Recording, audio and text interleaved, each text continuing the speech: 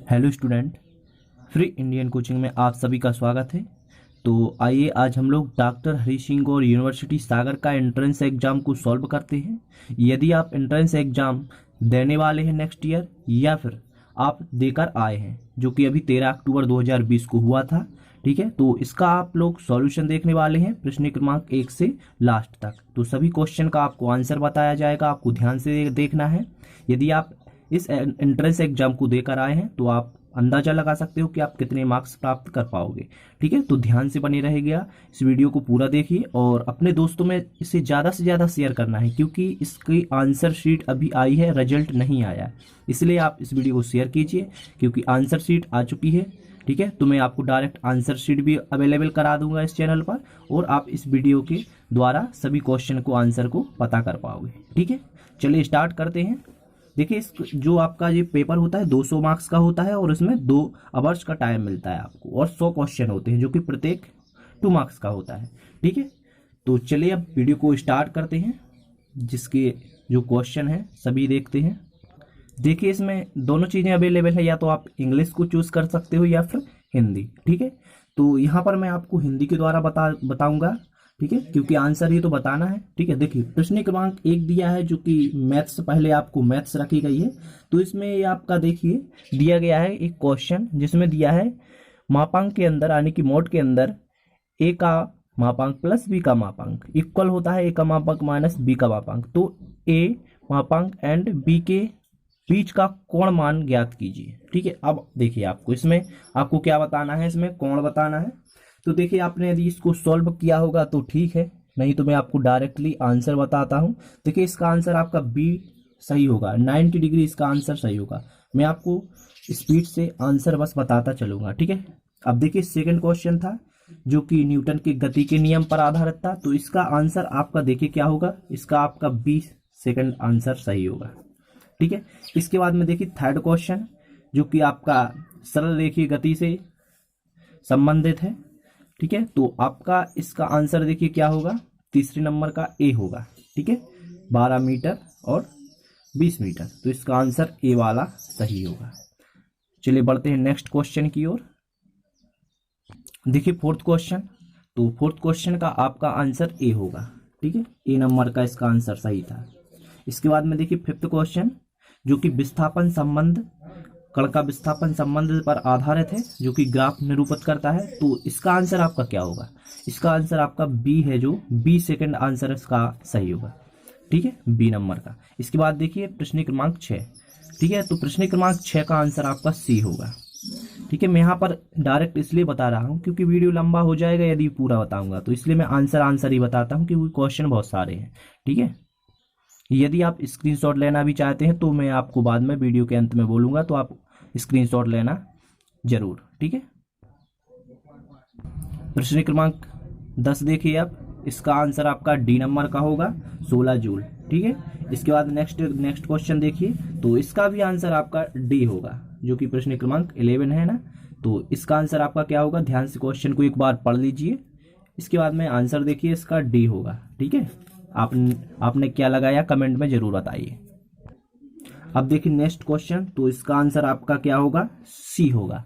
ठीक है, प्रश्न क्रमांक 12 है ना, इसका आंसर आपका सी होगा। ठीक है, इसके बाद नेक्स्ट क्वेश्चन है, इसका आंसर आपका ए होगा।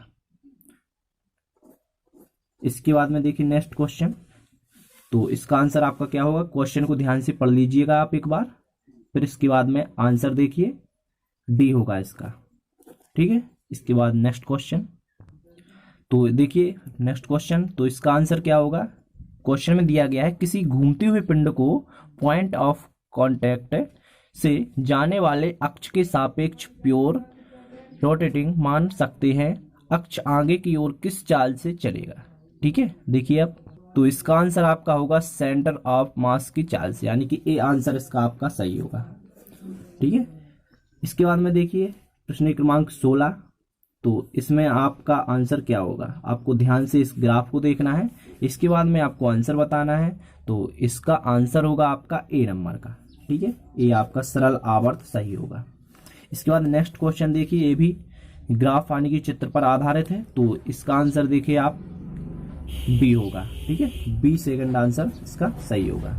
इसके बाद में नेक्स्ट क्वेश्चन, तो इसका आंसर आपका डी होगा, जो कि प्रश्न क्रमांक 18 है। ठीक है, तो इसका आपका आंसर क्या होगा, डी होगा। सॉरी, यहाँ पर आपका डी होगा। ठीक है, प्रश्न क्रमांक 18 है ना जो, इसका डी होगा, और जो 19 है इसका बी होगा आपका 0। इसके बाद में देखिए 20, तो इसका आंसर आपका क्या होगा। देखिए इसमें क्या करना था, दोनों तरंगों के बीच कलांतर ज्ञात करना था, फिजिक्स पर आधारित क्वेश्चन है आपका। तो इसमें आपका सी नंबर का आंसर सही होगा, π/3। ठीक है, आगे देखिए आप निम्न विवरणों को देखिए, यानी कि इन दोनों कथनों को देखिए, फिर आपको बताना है कि क्या इसका आंसर हो सकता है। तो इसका आंसर ए वाला सही था। ठीक है, ए वाला देखिए आप ध्यान से, ए वाला आपका आंसर सही है। आगे देखिए प्रश्न क्रमांक 22, जिसका आंसर आपका सी होगा, 150 केल्विन। ठीक है, तो यहाँ पर आप सी लिख सकते हो, इसका आंसर सी। और 23 नंबर का देखिए, तो इसमें आपका डी आंसर सही होगा। आप कमेंट में जरूर बताइएगा कि आप क्या लगाकर आए थे जब आपने एंट्रेंस एग्जाम दिया था। यदि आप फ्रेशर हो, जो कि आप देने वाले हो नेक्स्ट ईयर में, ठीक है, तो आप इस पेपर को अच्छे से सॉल्व कीजिए, क्वेश्चन को देखिए किस प्रकार क्वेश्चन पूछे जाते हैं, तभी आप इस एंट्रेंस एग्जाम को क्वालिफाई कर पाओगे। ठीक है, क्योंकि ये थोड़ा टफ आता है। देखिए प्रश्न क्रमांक 24, क्वेश्चन को ध्यान से पढ़िएगा। इसके बाद में इसका आंसर आप देखिए क्या होगा, ए इसका आंसर सही था, ए वाला। ठीक है, अब नेक्स्ट क्वेश्चन, जिसका आंसर क्या था आप ध्यान से देखिए, पहले क्वेश्चन को ध्यान से पढ़िएगा। तो इसका आंसर आपका बी सही था। ठीक है, 10 के ऊपर -10 की घात, बी आंसर आपका सही था। इसके बाद में 26 देखिएगा प्रश्न क्रमांक। ठीक है, तो आपका इसका आंसर क्या होगा, ए होगा, प्रश्न क्रमांक 26 का। ठीक है, अब देखिए प्रश्न क्रमांक 27, तो इसका आंसर आपका वी था। देखिए तुल्य प्रतिरोध बताना था, इसमें बहुत ही इजी क्वेश्चन पूछा गया था ये। अब देखिए नेक्स्ट क्वेश्चन, तो इसका आंसर आपका ए सही था। ठीक है, r√3, इसका ये आंसर आपका सही था। इसके बाद में देखिए प्रश्न क्रमांक 29, तो इसका आंसर आपका देखिए क्या होगा, डी इसका आंसर सही था। इसके बाद में देखिए प्रश्न क्रमांक 30, तो इसका आंसर आपका सी था। ठीक है, अब देखिए आगे बढ़ती हम लोग आगे के क्वेश्चन और देखते हैं। नेक्स्ट क्वेश्चन है जो कि इसका आंसर आपका क्या होगा, सी आंसर आपका इसका सही होगा। ठीक है, आप ध्यान से पढ़िए इन क्वेश्चनों को, और इनको एक प्रकार से आप याद ही कर लीजिए, क्योंकि कोई भी एंट्रेंस एग्जाम हो इसी प्रकार के क्वेश्चन पूछे जाते हैं। तो ये आंसर आपके बहुत काम में आने वाले हैं, इसलिए आप ध्यान से देखिएगा। अब आगे देखिए प्रश्न क्रमांक 32 है जो, तो इसका आपका इसमें पूछा गया है, डी ब्रोगली समीकरण इलेक्ट्रॉन और उसकी गति से जुड़ी तरंगदैर्घ्य के निम्न से संबंध का वर्णन करती है। तो इसका आंसर आपका सी सही होगा, संवेग। ठीक है, संवेग इसका आंसर सही था। अब आगे देखिए, निम्न में से कौन से अयस्क कार्बन के द्वारा धातु में अपचयित नहीं हो सकते।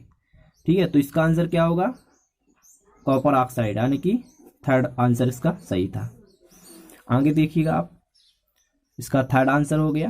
ठीक है, अब इसके बाद में नेक्स्ट क्वेश्चन।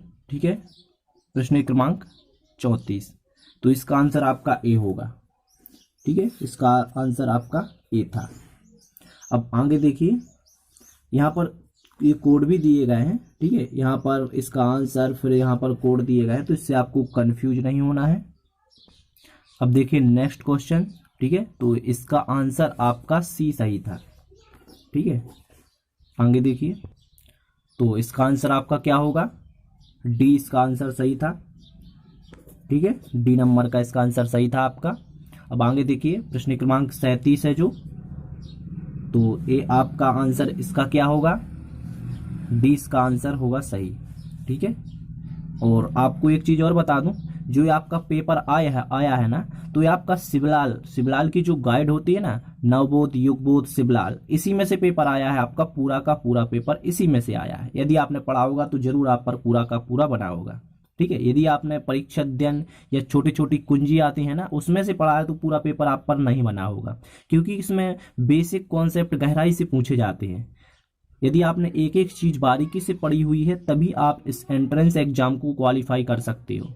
इसलिए आपको ध्यान से पढ़ना पड़ेगा यदि आप पेपर देने वाले हो। यदि आप मिला रहे हो, आप देकर आए हो तो ठीक है। यदि आप देने वाले हो तो मैं आपको एडवाइस देता हूं कि आप शिवलाल की जो मोटी वाली गाइड होती है और युगबोध होती है और प्रबोध, ठीक है, इन्हीं में से आपको पढ़ना है। चलिए आगे देखिए आप। तो यहां पर इसका आंसर क्या होगा? ए होगा 38 का, ठीक है। अनुवाद ऊर्जा अधिक होती है C6H6 में। अब आगे देखिए, तो इसका आंसर आपका ए होगा। यहाँ पर आपका ए आंसर सही था। आगे देखिए, तो इसका आंसर भी आपका ए होगा, ठीक है। फिर आगे नेक्स्ट क्वेश्चन देखिए, इसका आंसर भी आपका ए होगा, ठीक है। आप स्क्रीनशॉट लेना चाहते हो तो मैं आपको बाद में दिला दूंगा, ठीक है, टेंशन मत लेना। अभी आप क्वेश्चन को आराम से देखिए और इसका आंसर देखिए।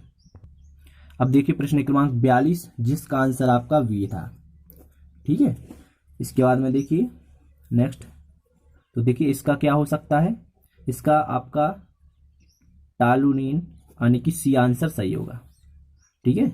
अब देखिए प्रश्न क्रमांक 44, इसका आंसर आपका वी था, वी नंबर का।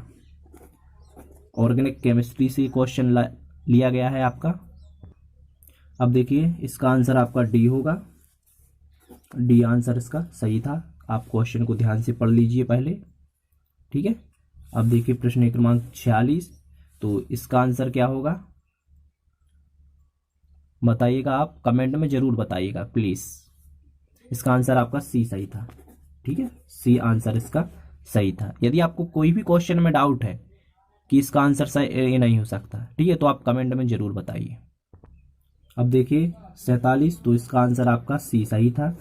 इसी प्रकार आपका 48 है जो, इसका भी आपका सी आंसर सही था, यानी कि थर्ड नंबर का आंसर, ठीक है।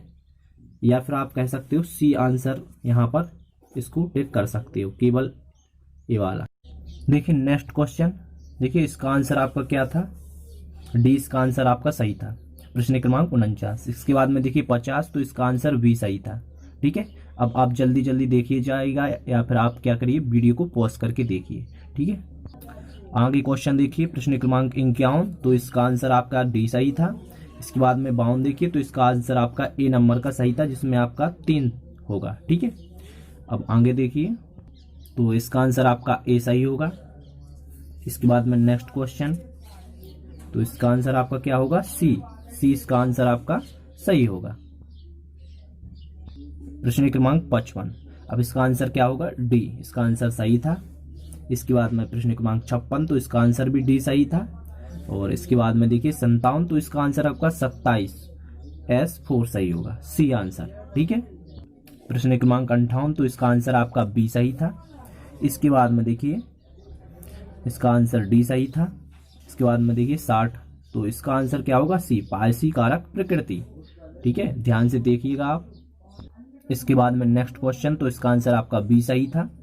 इसके बाद में देखिए इसका भी आपका बी सही था, 62, ठीक है, इसका भी बी सही था। 63 इसका डी सही था, इसका आंसर आपका डी सही था, ठीक है। अब देखिए नेक्स्ट क्वेश्चन, जिसका आंसर सी था, ठीक है। और यहाँ पर देखिए आप, इसका आंसर बी था। इसको आपको सॉल्व करना पड़ेगा। यहाँ इसी प्रकार 66, इसका ए आंसर सही था। यदि आपने क्लास 11th और 12th में मैथ है जो अच्छे से पढ़ी होगी NCERT, तो आप पर मैथ भी पूरी बनी होगी। मैं आशा करता हूँ कि आप पर पूरी मैथ बन जाएगी, क्योंकि इसमें कुछ नहीं है, नॉर्मल मैथ है। देखिए आप यहाँ पर श्रेणी पद में n पदों का योग बताना था आपको, बहुत ईजी क्वेश्चन। इसी प्रकार यहाँ पर देखिए मैथ में बहुत ईजी क्वेश्चन पूछेगा, यदि आपने पढ़ी है तभी बनेंगे, ठीक है। यदि ध्यान से अपने आप से प्रैक्टिस की है तभी आप पर मैथ पर क्वेश्चन बने होंगे। नेक्स्ट क्वेश्चन देखिए, जिसका आंसर ए था। इसके बाद में इसका देखिए बी था। इसके बाद में इसका देखिए सी था। इसके बाद में देखिए इसका सी था, यानी कि पाई, ठीक है। इंटीग्रेशन यानी कि समाकलन पूछा गया है इसमें। अब देखिए नेक्स्ट क्वेश्चन, तो इसका आंसर आपका सी सही था। इसके बाद में इसका आपका डी सही था। इसके बाद देखिए इसका आपका सी आंसर सही था। इसके बाद में देखिए नेक्स्ट क्वेश्चन, तो इसका आंसर आपका वी सही था। क्वेश्चन को आप ध्यान से पढ़िए। इसके बाद में देखिए 75, तो इसका बी सही था। इसके बाद में देखिए 76, तो इसका आंसर आपका सी सही था, ठीक है। फिर देखिए नेक्स्ट क्वेश्चन, तो इसका आंसर आपका डी सही था। इसके बाद में देखिए इसका आपका ए सही था, और इसके बाद में देखिए इसका आपका वी सही था, C = 1/π। आगे बढ़ते हुए देखिए इसका आपका आंसर डी होगा, और यहाँ पर इसका देखिए सी होगा। यहाँ पर आपको बेसिक मैथ्स पूछी जा रही है, ध्यान से देखिए। जैसे कि ये क्वेश्चन दिया है, 1 से 9 अंकों के प्रयोग से 3 अंकों की कितनी संख्याएं बनाई जा सकती हैं यदि किसी अंक की पुनरावृत्ति ना हो। ठीक है, तो ये आपका बारंबारता आपने पढ़ी होगी, सांख्य की प्रायिकता, उसी में से क्वेश्चन आपका लिया गया है। तो इसका आंसर देखिए 20 का सही आंसर था। आगे बढ़ती हुई इसका आंसर देखिए सी सही था। यहाँ पर बेसिक मैथ्स है जो कि 11th से ली गई है आपकी। देखिए यहाँ पर इसका सी आंसर होगा, और 85 इसका 405 आंसर सही होगा। देखिए 11th क्लास मैथ्स से एक क्वेश्चन लिया गया है। इसके बाद में आगे देखिए तो इसका आंसर आपका डी सही होगा। इसके बाद इस क्वेश्चन का आंसर ए सही होगा। इसके बाद में आगे देखिए इसका बी सही होगा। इसके बाद में नेक्स्ट क्वेश्चन जिसका आंसर 3 था, यानी कि डी नंबर का इसका आंसर आपका सही होगा। अब देखिए 90 क्वेश्चन, 90 इसका आंसर आपका ए सही था। इसके बाद में 91 तो इसका चाइना। देखिए ये अभी अभी आपका बेसिक क्वेश्चन पूछा गया है, यानी कि जी के टाइप का क्वेश्चन है। कोविड-19 वायरस फैला किस देश में प्रारंभ हुआ था? तो चाइना में हुआ था। देखिए अब कोविड-19 से भी क्वेश्चन आने लगे हैं, तो आपको ध्यान से जीके को पढ़ना पड़ेगा। ठीक है, देखिए इसका आंसर चाइना था। आप लोगों ने चाइना ही लगाया होगा, क्योंकि आजकल सभी को पता है कि चाइना से ही इस वायरस का उद्घाटन हुआ है या प्रारंभ हुआ है। इसके बाद में नेक्स्ट क्वेश्चन देखिए, इसमें इसका ए आंसर सही होगा। इसके बाद में यहाँ पर आपका वी आंसर सही था। इसके बाद में टेलीविजन का आविष्कार सब लोग जानते हैं, J.L. बियर्ड ने किया था, तो इसका सी आंसर सही था। इसके बाद में देखिएगा इसका आंसर आपका ए होगा 47। ठीक है, इसके बाद में इसका सी होगा 1/5, और यहाँ पर 97 तो इसका 20 यानी कि 20 इसका सही आंसर था। इसके बाद में 98, देखिए इसमें इंद्रधनुष के केंद्र में कौन सा रंग होता है? तो यहाँ पर हरा इसका सही आंसर था। इसके बाद में देखिए विश्व की छत किसे कहा जाता है? तो तिब्बत है, जो तिब्बत आप जानते हो ना, तिब्बत को क्या कहा जाता है? विश्व की एक छत कहा जाता है। छत जानते हो ना आप? तो इसके बाद में देखिए उपयोगकर्ता में वेबसाइट पर लौटने को निम्न में से क्या दर्शाता है? तो कुकीज दर्शाता है। इसका ए आंसर सही था। तो आशा करते हैं आप लोगों को पूरा वीडियो तो पसंद आया होगा, ध्यान से देखा होगा। यदि आपको यूनिवर्सिटी से कोई भी प्रॉब्लम हो, यूनिवर्सिटी संबंधी कोई भी जानकारी चाहिए, तो आप इस वीडियो पर कमेंट कर सकते हो। और आप इस वीडियो को प्लीज़ ज़्यादा से ज़्यादा शेयर कीजिए, क्योंकि अभी इसका रिजल्ट तो आया नहीं है, आपको सिर्फ आंसर शीट आई है। तो आपको मैंने सभी क्वेश्चन के आंसर बता दिए जो कि A to Z सही है। ठीक है, तो आप अंदाज़ा लगा सकते हो आपने पेपर में क्या किया और आप कितने मार्क्स से स्कोर कर पाओगे। ठीक है, यदि आप BCA करना चाहते हो तो आप 100 मार्क्स स्कोर कर लोगे ना, तो आपका BCA में आराम से सिलेक्शन हो जाएगा। यदि आप BSc करना चाहते हो, यदि इसी एंट्रेंस एग्जाम के द्वारा, ठीक है, तो BSc के लिए आपको 100+ चाहिए, यानी कि 140 तो चाहिए ही चाहिए। ठीक है, तभी आप BSc कर सकते हो। और आपको कोई भी प्रॉब्लम हो तो कमेंट कीजिए और इस वीडियो को ज़्यादा से ज़्यादा शेयर कीजिए। धन्यवाद, मिलते हैं नेक्स्ट वीडियो में। और यदि आपको किसी भी सब्जेक्ट की आंसर की चाहिए तो आपको इस चैनल पर अवेलेबल कराई जाएगी, या फिर आप कमेंट कर दीजिएगा तो मैं आपको कमेंट के द्वारा भी आपको बता दूंगा। ठीक है, धन्यवाद।